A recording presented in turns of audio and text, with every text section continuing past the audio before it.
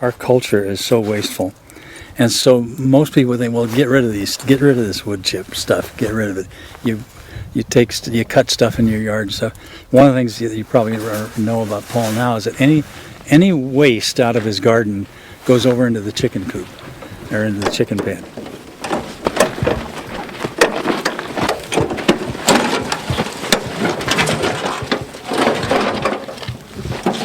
And then they eat it and munch it around and then poop.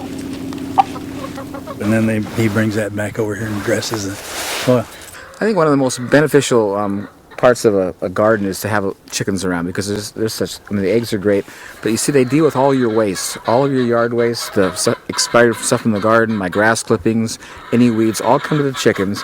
And those are really nice organic products for them that they eat, and whatever they leave over turns into what we're going to be exposing here in a minute. They're out here all day long just kicking. You can see all those little grooves in here where they've been digging in, and they're excavating. They're constantly picking seeds out, any bug kind of thing. So they're working this material. And as you're going to see shortly, I'll tell you, I've never seen compost so nice. This almost approaches topsoil. It's just such beautiful stuff. Anyway, I'll just show you how easy it is to get.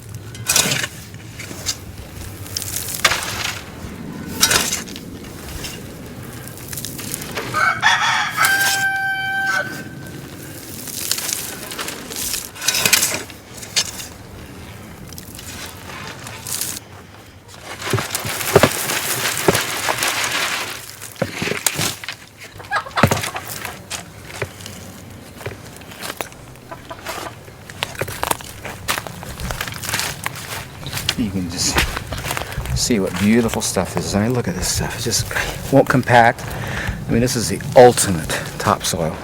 And it's all just good compost from my yard waste. I always say that my chickens are my soil manufacturing plant. The eggs are just a bonus.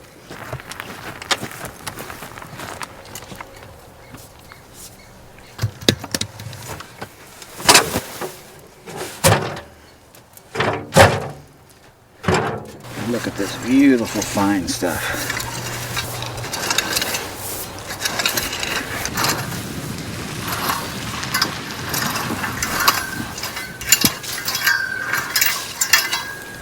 There it is, pretty quick. somewhere down there's a soil, and that's good. You know, presumably the soil has been protected, and in the meantime it's been breaking down and getting a little bit richer with time. But this mulch that is on top is basically organic matter. And that's one of the things that we're losing out of our soils around the United States is organic matter. Organic matter is wonderful. It holds the moisture up there. It's like a sponge.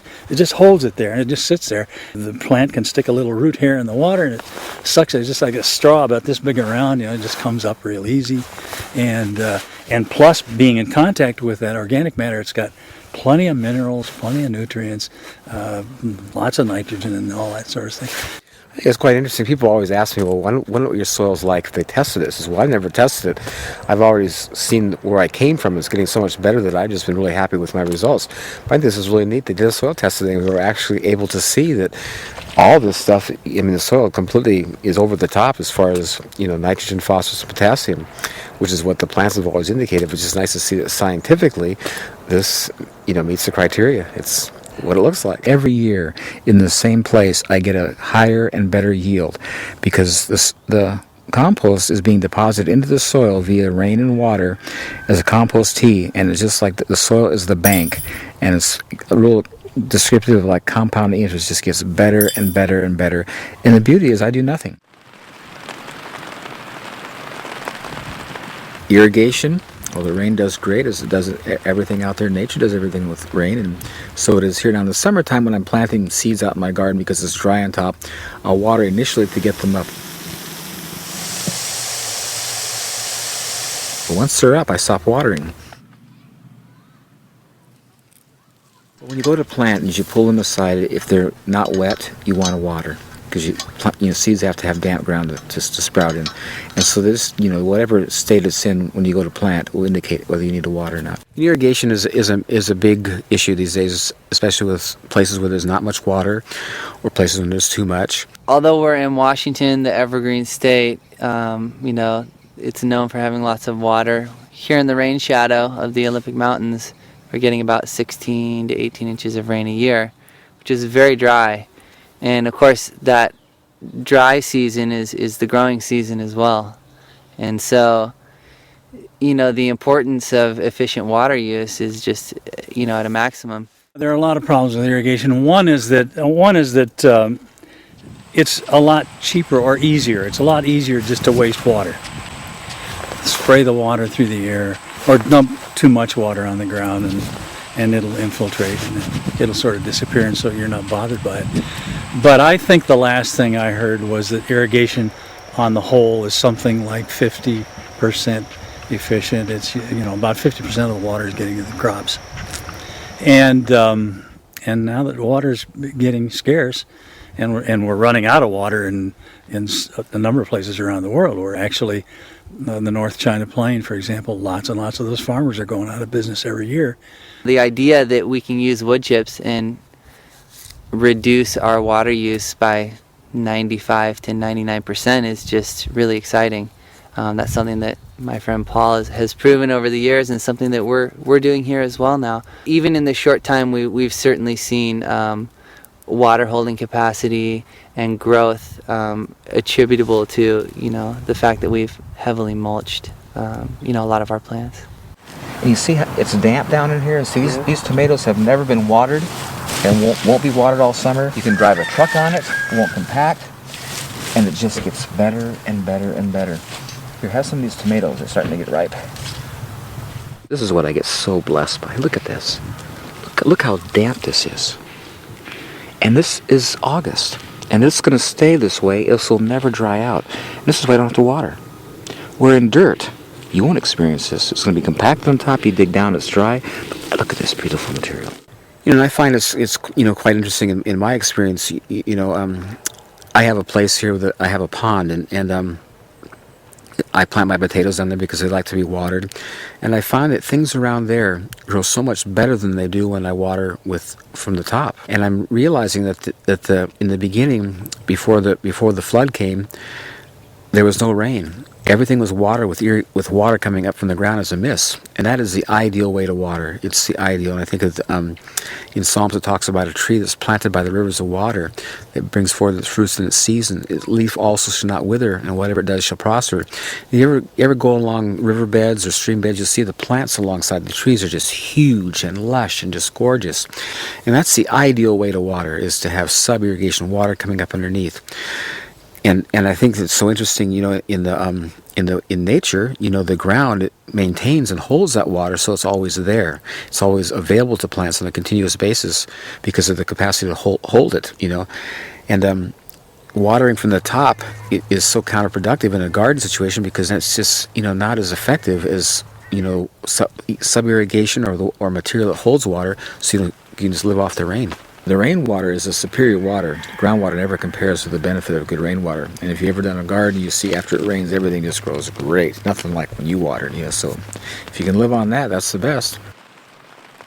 You'll find with wood chips the incredible advantages. There's no sponge that will hold water like wood chips. I'm amazed at the water it holds. And for example, we live in a place where we're just 70 miles down the road, there's a rainforest. It gets 15 feet, I'm not saying inches, 15 feet of rainwater a year. And when you walk in the woods, the forest there's no water under your feet. It's not spongy, it's not damp, it's damp, but it's not soggy. And it's amazing, those wood chips totally absorb that kind of water quantity. And the other thing that's amazing about wood chips is when there's not enough, like it's like now if you look at my grass out in the front there, it's all brown, but in the wood chips in my orchard, it maintains the moisture. And here's the incredible thing about God in His design. When there's too much water, the wood chips displace it, and when there's not enough, it retains it. And at that point, I'd have to check out because that's too big for me. The idea is, with something like what Paul's got going here, is you're creating a layer over the soil that can act as almost like a blanket for the soil, so that the moisture level in the soil is staying up to the levels it should be. If this was blank and there was no mulch, 9 out of 10 there's a lot of runoff. I mean, there's water, just normal rain is taking any nutrients that are above and either leaching them away or leaching them down into the soil. Where this mulch, when the rain's hitting it, it's stopping right there, it's slowly working into the soil, the microbes and everything, the bacteria, the earthworms, everything that's living under that is protected. And then they are slowly decomposing that mulch down into the soil, which is the food for the plants. You know, water is such an important thing. We couldn't live without it, you know, and I think it's quite interesting, the ratio and how it is on the earth. 75% of the earth is water. Our bodies are 75% water, and what I'm finding in my produce and fruit, it's 75% water. And I'm seeing a real connection here and a real balance. And what's interesting in plants that are growing in dirt, that are irrigated with water, they don't have that water content. And I've discovered the reason is that we see in dirt, because it's compacted and hard, roots can't develop like they would like to, and so they're pretty compacted and not very spread out. But in this environment where there's so much air in the ground and it's so porous, the roots just spread everywhere. And because you have this very large root system, it's able to take up all this water. I've always said that the amount of water in the ground has nothing to do with what's going into the plant. Because you could have, you know, heavy clay ground, which is what I have here, and I could be watering all day long, and it's not going to go in the plant because the ground's so compacted, there's no root system. But in this stuff, because the ground is so porous, I don't need to water at all because the roots are everywhere. Drawing such a wide area, they're taking up such a huge amount of water, so it doesn't matter about how much water is in the ground. It's because of their capacity to take up.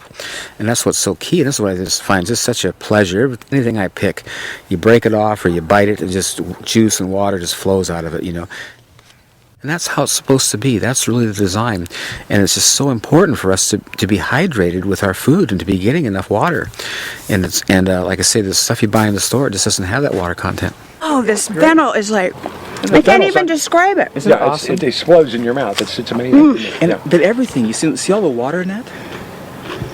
It's all about roots. You know, you got to water 2-3 times a week, depending on what the temperature is, what your soil is, and sometimes more if you have sandy soil. And Paul never waters. Never waters. It's you go out there and it just blows your mind. Just blows your mind. You see, because the compost holds the water so well in the ground, I don't need to irrigate.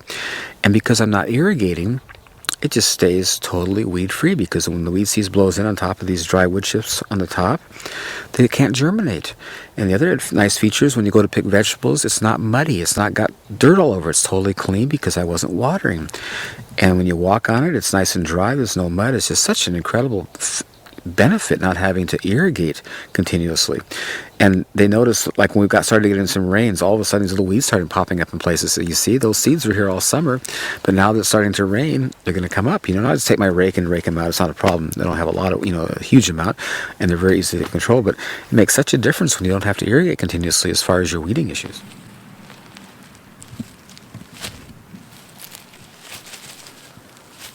Weeds? Well, I have weeds. Weeds always happen, but because the ground is so soft and nice, I can just take my rake and just drag the rake through and it uproots all the weeds. Or if I have to pull them, they pull out really easy. And it's kind of fun pulling here because I enjoy seeing the great root systems and just how nice everything does. And it's great. I call them salad green for my chickens because they just love it. It's just good organic greens. So weeds aren't a problem. Where in other soils, when it's got compacted, you got to really work to get those roots out. This stuff, they just come right out, so it's much, much easier. Weeds, I didn't say that weeds come up really good too. If you have weeds, It's easy to weed. Easy to weed, Easy to pull the weeds in this once you have a lot of this material. It's super easy to pull these things out. It makes your weeding a whole lot easier than what you're used to. But yeah, look at all those roots too. I'm used to things just breaking right off. It's amazing. Revolutionize weeding your garden. Isn't that great?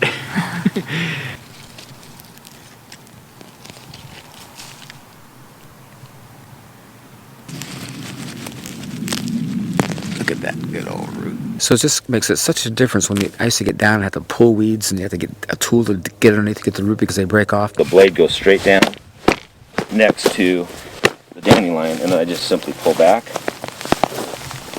like that. No, I got pretty much all of it. When I used to till this, it was just solid weeds. Blows my mind because it's just like this was the same space. So the same wind, the same seeds are blowing across here, but because of the cover, I don't have the issue. This is one of the reasons why organic food is so expensive, because of the incredible labor-intensive weeding operation. They have to, get down and pull all those weeds because they can't use herbicides. This is a beet bed, and highly intensive labor to weed it. just to pick out the weeds and thin them. Because there are weeds out here. We take about 4 hours per bed. A 3 foot by 30 foot carrot or beet bed take about approximately 4 hours to weed. I was for years in God's face trying to figure out what weeds are all about. I says, how come I have weeds here? I've done my best to get under your, how come they're here? And he came back so fast it almost scared me. He says, they're not your weeds, they blew in for your neighbors. They're cultivating, and they're creating weeds, and the seed blew into your place. And you'll always have that as long as they do this. Kind of a thing, you know. And I love that scripture how it says that all of nature groans and travails waiting for the manifestation of the sons of God. You see, they know we're disconnected, and they're groaning and travailing, trying to save the earth because we're just totally disrupting it and losing it all. And I think the answer is so beautifully described there in 1 John 3, where it says, "Beloved, now we are sons of God, but it does not appear we shall be. But we know that when he appears, we shall be like him, for we shall see him as he is. And everyone who has his hope in himself purifies himself as he is pure." I think that's so key because nature is waiting for that day when we'll be all like Jesus. We'll get reconnected with God and be taking care of the earth as he intended us to.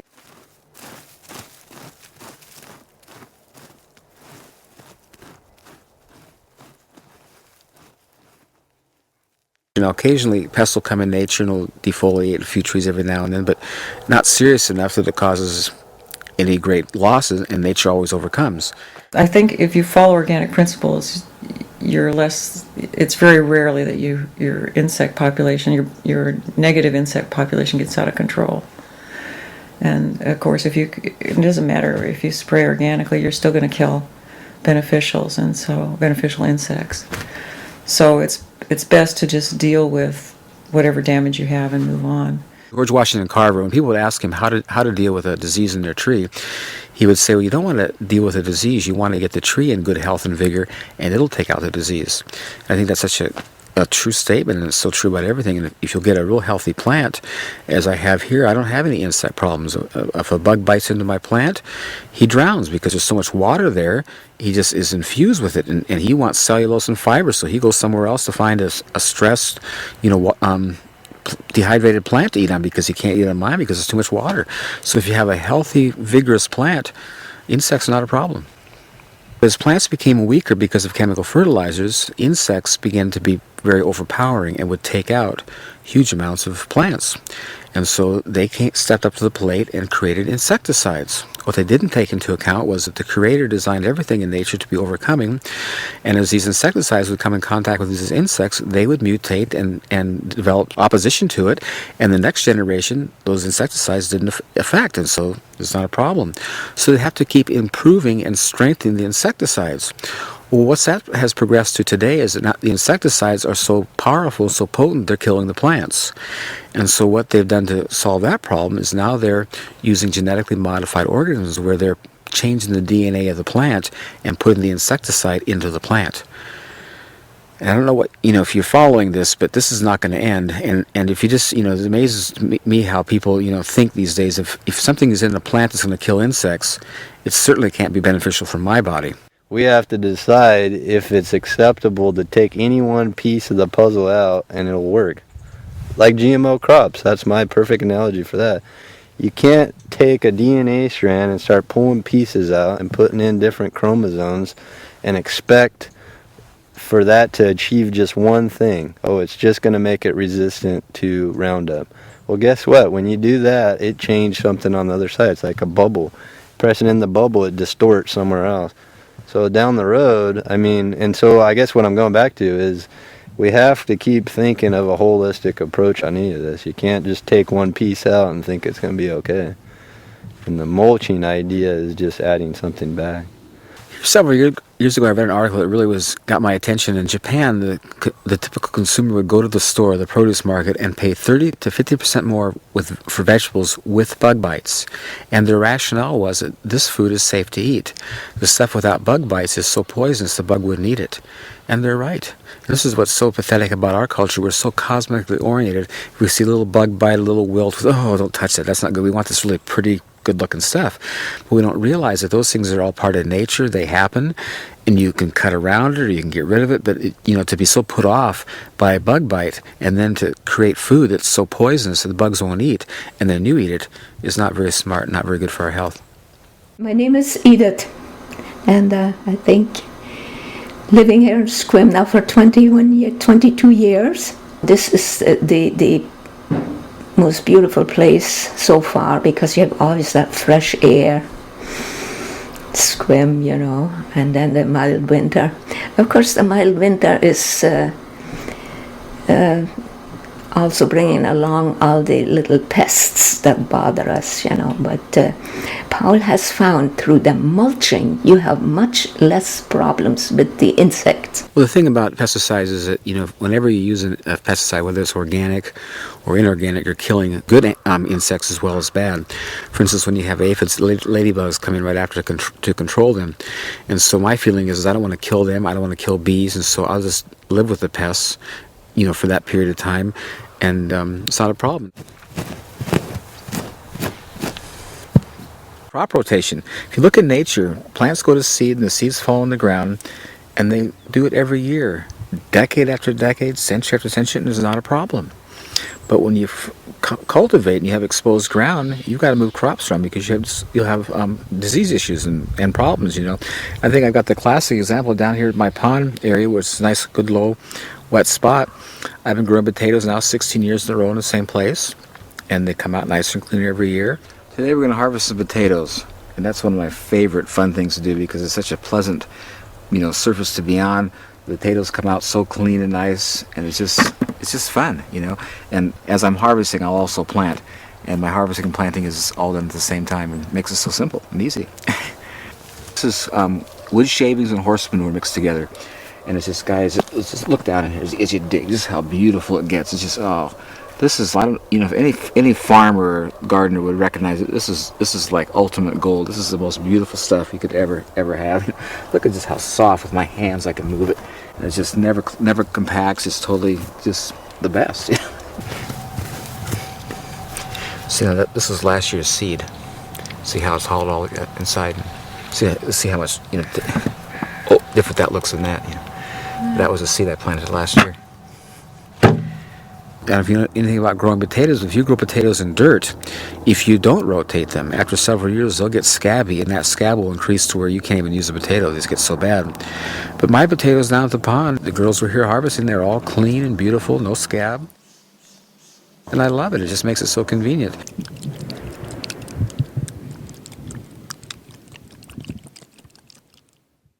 pH issues. You know, I have over here in my herb garden, I've got blueberries, which everyone knows is a very acid-loving plant. But right next to it, I can grow Swiss chard or cucumbers or anything else that's alkaline, and it does well too. So here I see again all those things that we work so hard to correct: soil preparation, fertilization, irrigation, weed control, pest issues, crop rotation, pH issues. In nature, it's just all beautifully done by itself, and so I just enjoy having the convenience, and it just makes it so much easier. Well, the reason people don't grow their own food, because if it's done traditionally, it's just a lot of hard work. I mean, you become a slave. I always tell people, when you do a garden, if you don't stay on top of it, it turns to weeds and you lose it. It's something that requires all your undivided attention, so it's very labor intensive, and people don't have the time or the energy or the desire to be so tied into something, because it's just such a big, where this is just so opposite. You know, it makes it so simple. This is why I so want to get this out, because in the past it's been so hard and so counterproductive and negative, where this is just so awesome.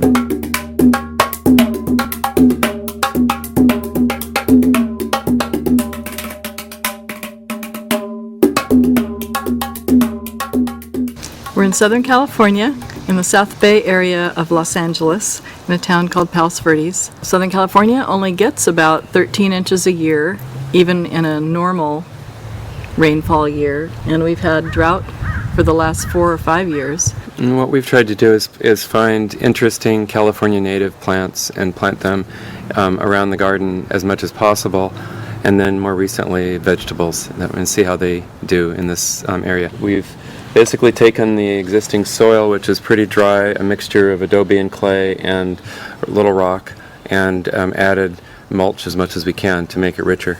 Certainly we hope that plants will grow more healthily and more readily with less water, and so that's kind of an experiment. This is actually soil that we've worked a little bit, but has lots of hard particles and doesn't work very well for plant roots. So definitely getting it more moist and adding some compost on a regular basis is important.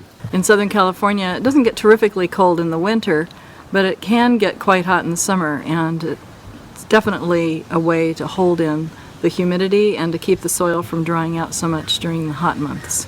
Well, just recently we learned about a source of covering through the Los Angeles Sanitation Department. They are taking the green recycled clippings and yard waste and those kinds of things and grinding it up and making it available at I think 6 or 7 different sites around the LA basin at different times during the week, and just come and pick it up. So we've done that a couple of times now, and getting big barrels full of free mulch is great.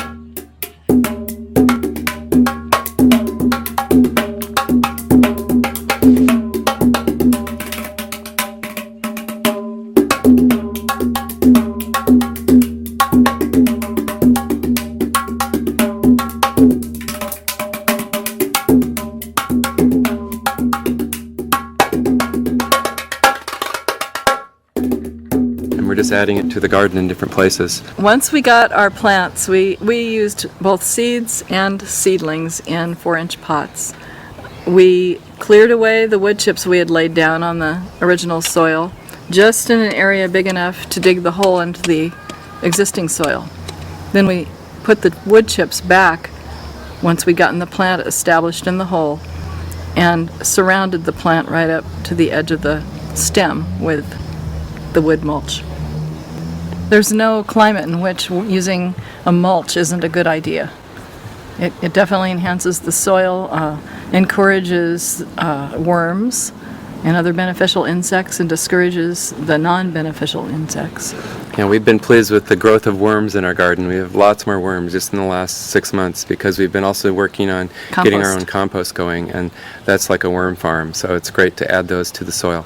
Easy to do, much easier than I thought it was going to be. I work with middle school students, and it's a really good compliment to me to go out and just kind of work with plants and be quiet and enjoy watching them grow. Certainly, I feel that most of my students have never had the experience of planting a tree or a plant, and they're very disconnected. So I think that's part of the key, and the kind of food that most of the middle school students I see eat is heavily processed without much nutritional value. So I feel that schools and communities need to look at that seriously as a health problem, as a lifestyle problem, and deal with it certainly through garden projects. That's one way, so that people can potentially create a small garden. If nothing else, it's meditative and kind of a deep satisfaction knowing you've grown some of your own food. But there's a long-term need for that. And Ron was right, the connection to the earth business is just completely lost. Mm-hmm. Yeah, it's pretty sad. It's important to re-establish. Definitely need to get back to the Garden of Eden. We had a slight problem. We don't have land. We live in town.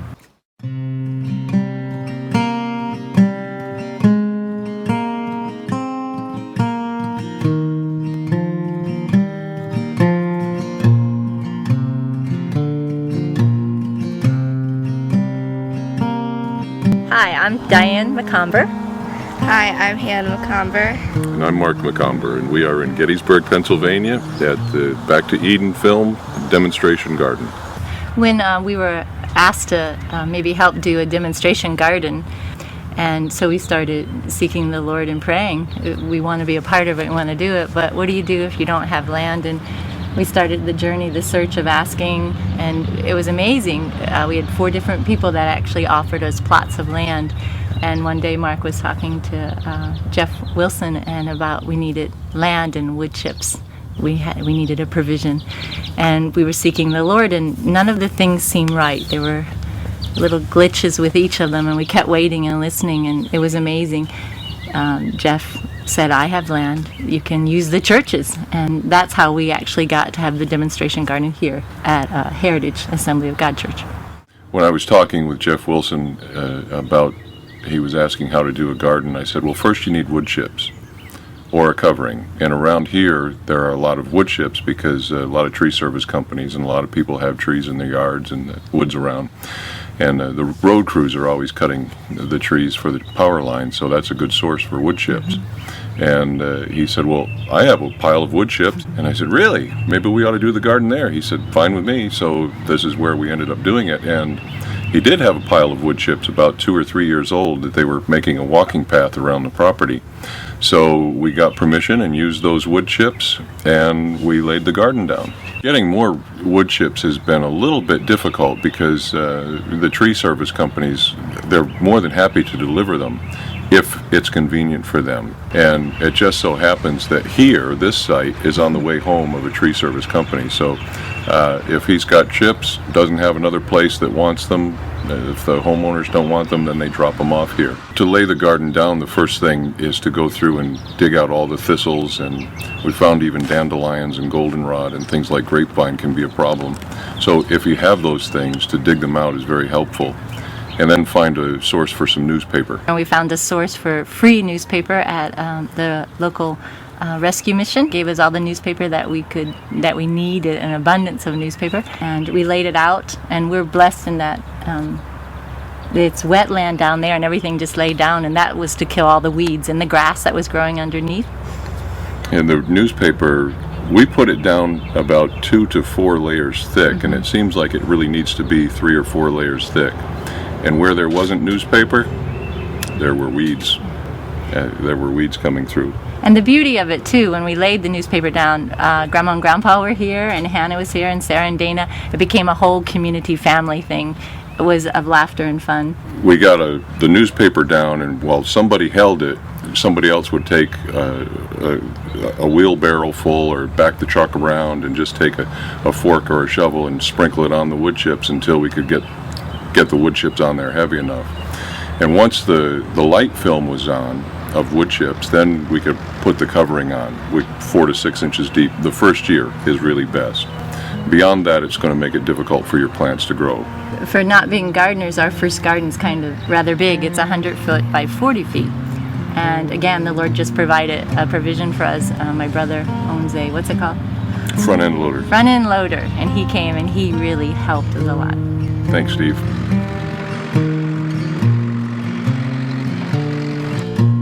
Work the soil with your hand.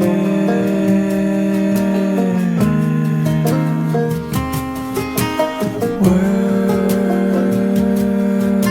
the soil with your heart.